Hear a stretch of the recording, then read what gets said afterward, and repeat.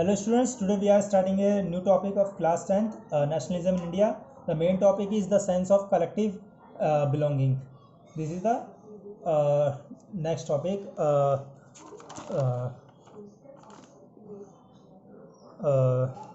और how participant saw the movement, ये दो टॉपिक है, लेकिन आज हम लोग डिस्कस करेंगे basically how participation saw the movement.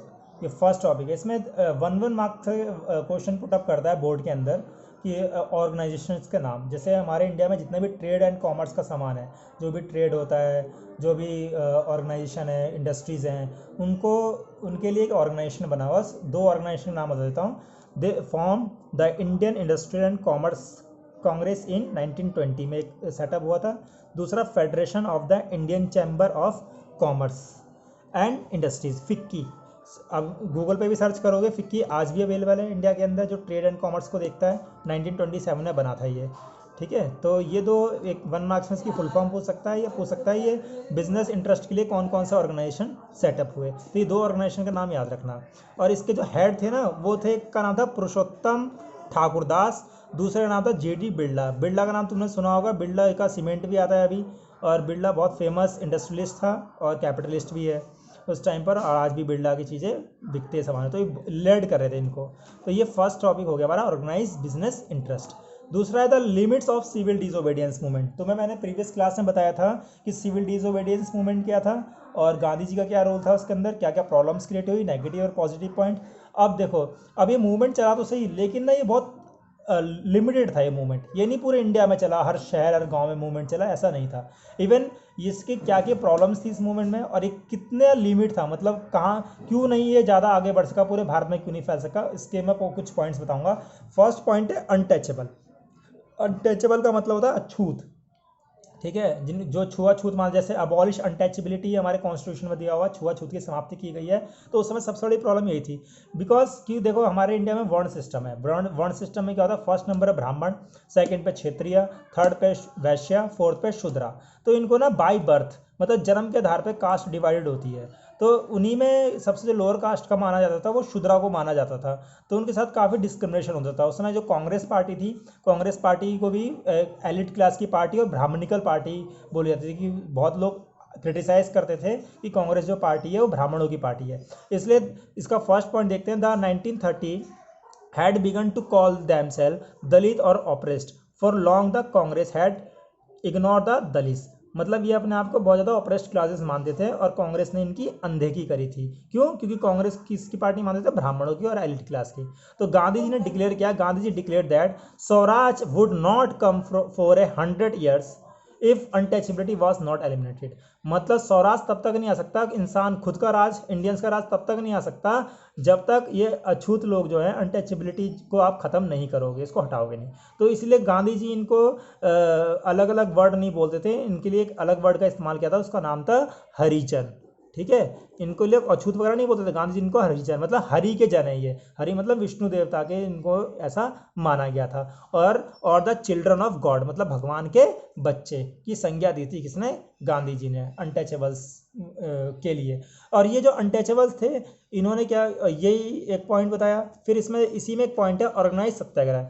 तो गांधी जी ने हरिजन्स को सिक्योर करने के लिए क्या किया, टेम्पल्स में and access to public wells, tank, school, college etcetera, इन सब में बोला, पब्लिक प्लेस में, कि इनको एंट्री मिलनी चाहिए। पहले आप जानते ही हो कि बहुत सारे पब्लिक प्लेस में अनटचेबल्स लोगों को, लोअर कास्ट लोगों को एंट्री नहीं मिलती थी। इसलिए गांधी जी ने ये एक मूवमेंट किया था कि दलितों को भी एंट्री मिलनी चाहिए पब्लिक प्लेस में, और इनको पूरा वो होना चाहिए।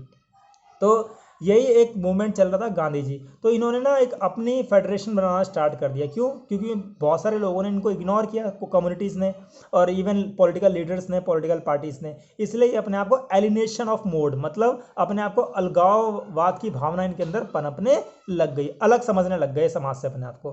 तो इसका नेक्स्ट पॉइंट देखते हैं, डिमांड ऑफ रिजर्वेशन। अब डिमांड ऑफ रिजर्वेशन क्या है, जब बहुत लोग आरक्षण का विरोध करते हैं, फेवर करते हैं, ये आपने देखा ही होगा। तो यहीं से शुरू होती है रिजर्वेशन की बात। तो many Dalit leaders were keen on a different political solution to the problem of the community. बहुत सारे डिफरेंट पॉलिटिकल सॉल्यूशन बताए गए, ठीक है, कम्युनिटी के बारे में। तो इन्होंने they demanding reserve seats in educational institution, क्योंकि अब जैसे मैं एक एग्जांपल देता हूँ कि अब दलित है, दलित ब्राह्मण है, दलित के हाथ का पानी नहीं पिएगा, उनको टेम्पल में ही घुसने देंगे, पब्लिक प्लेस पब्लिक टॉयलेट्स में एंट्री इनकी नहीं होती थी। इसलिए इन्होंने बोला अगर इनकी कंडीशन को इम्प्रूवमेंट करनी है तो सबसे इम्पॉर्टेंट जो चीज़ है वो है इक्वालिटी। और इक्वालिटी कब आएगी? जब इनकी कंडीशन एजुकेशनली जो बैकवर्ड है वो उनमें इंप्रूवमेंट होगा। तो इन्होंने बोला रिजर्वेशन कर दो कि इतने कम से कम 100 सीटें हैं, तो 100 सीटों पे आपको कम से कम 20% SC मतलब शेड्यूल कास्ट के लोग होने चाहिए। तो ये रिजर्वेशन की डिमांड करी थी, reserve seats in educational institutions and separate electorate the wood choose Dalit members for legislative council. सबसे ज़्यादा झगड़ा इसी बात पे हुआ था, सेपरेट इलेक्टोरेट्स का। रिजर्वेशन तक तो ठीक था, लेकिन अंबेडकर ने इवन सेपरेट इलेक्टोरल सिस्टम की डिमांड कर दी। और दलित फेडरेशन ने, जो दलितों का संगठन था, यूनियन था, इसमें क्या था कि भैया दलित दलित को वोट देगा, दलित सीट पर दलित ही चुनाव लड़ेगा। ठीक है, तो ये एक सबसे बड़ी प्रॉब्लम क्रिएट हो गई थी इस टाइम पर। कहाँ पर? इलेक्शन में। तो Dalit participation in the movement was there for limit particularly Maharashtra and Nagpur. इसलिए दलितों का ये मूवमेंट जो था बहुत लिमिटेड था, ये महाराष्ट्र और नागपुर तक ही लिमिटेड रह गया। अब इसके बाद आते हैं इनके सबसे बड़े मसीहा अंबेडकर। अंबेडकर खुद एक महार कास्ट से थे, महाराष्ट्र से थे, और उनके बचपन में उनके साथ बहुत ज़्यादा डिस्क्रिमिनेशन हुआ था कास्ट के नाम पर, और इसलिए उससे प्रभावित होकर अंबेडकर फॉरेन कंट्री गए पढ़ने के लिए। पढ़कर वापस आए तो उन्होंने दलितों के लिए मतलब शेड्यूल कास्ट के लिए काम करना स्टार्ट किया। अब अंबेडकर और गांधी में कॉन्फ्लिक्ट हो गया। किस वजह से कॉन्फ्लिक्ट हुआ था? ये जो लाइन मैंने तुम्हें बताई है, इलेक्टोरल शुड सेपरेट इलेक्टोरेट्स। तो क्या हुआ? Ambedkar organise the Dalit into the depressed classes association. इन्होंने एक संगठन बनाया, इसका नाम था डिप्रेस्ड क्लासेस एसोसिएशन। कब बनाया इन्होंने? 1930 में। अब क्लैश हो गया, clash with Gandhi ji at the round table conference. Round table conference तो मैं बताया था मैंने 3 बार हुआ था, 1930, 1931, 1932 में 3 बार हुआ था, और एक बार कैंसिल हो गया था 2 बार। तो उसमें इन्होंने डिमांड करी थी कि सेपरेट इलेक्टोरल सिस्टम होना चाहिए, मतलब दलित दलित को वोट देगा, दलित एरिया में दलित ही कैंडिडेट खड़ा होगा और कोई खड़ा नहीं होगा। तो गांधी जी ने बोला कि अगर ये डिमांड वापस नहीं लेगी तो वो मरते दम तक भूख हड़ताल पर रहेंगे। For Dalit Gandhi began a fast unto death. तो ये एक पॉइंट हुआ। तो बाद में अंबेडकर ने इस डिमांड को रिफ्यूज़ कर दिया, मतलब अब वो इलेक्टोरल सेपरेट इलेक्टोरल सिस्टम की डिमांड को उन्होंने बाद में रिफ्यूज कर दिया कि अब मुझे ये नहीं चाहिए, बस रिजर्वेशन होना चाहिए। तो एक पूना पैक्ट हुआ। ठीक है, पूना पैक्ट कब साइन हुआ? सितंबर 1930 में। तो Poona pact and Ambedkar ultimately accepted Gandhi position. Gandhi ji का जो पोजीशन था, अंबेडकर ने उनकी बात मान ली, और it gave the reservation to schedule caste, और रिजर्वेशन तक उन्होंने अपने आप को समझा लिया। ठीक है, तो ये पूना पैक्ट में बात मानी गई थी, और गांधी जी ने अपना स्ट्राइक तोड़ दिया, फास्ट अपना तोड़ दिया। ये हो गए इसके, वो बता रहा हूँ मैं कि क्या क्या लिमिटेशन थी। तो दलित वाली प्रॉब्लम्स आ गई, ये सारे दलितों ने शेड्यूल कास्ट ने पूरी तरीके से साथ नहीं दिया था इस मूवमेंट। दूसरा आ गया हिंदू मुस्लिम कम्युनल क्लैशेस। अब उस टाइम पर हिंदू मुस्लिम कम्युनल भी क्लैशेस शुरू हो गए, क्योंकि देखो Hindu Mahasabha and Muslim community organize religious with militant fervour and riots and very cities. बहुत सारे शहरों में उस समय हिंदू मुसलमान के नाम पर दंगे हो रहे थे। ठीक है, और इन दंगों में ना हिंदू यूनाइट हुए ना मुस्लिम यूनाइट हुए, सब लोगों ने एक दूसरी कम्युनिटी के अगेंस्ट में दंगे करवाने की सोचा, जितना हेट्रेड स्पीच देनी शुरू करी, मतलब काफ़ी ज़्यादा क्लैश होना शुरू हो गया हिंदू और मुसलमानों के बीच में। इसलिए अगर मुस्लिम जहाँ होगा वहाँ हिंदू साथ नहीं होगा, जहाँ मुसलमान होगा वहाँ हिंदू साथ नहीं होगा। तो जैसे ये एक सबसे बड़ी समस्या थी। तो इसी को गांधी जी ने बोला था कि ये जो कॉन्फ्लिक्ट्स हैं हिंदू मुस्लिम वाली, इसका फ़ायदा तीसरा आदमी लेगा। वो कौन है? ब्रिटिशर्स। इसलिए अगर आपस में ही बैर होगा, हिंदू मुसलमानों में बैर होगा, तो इसका फ़ायदा कौन उठाएगा?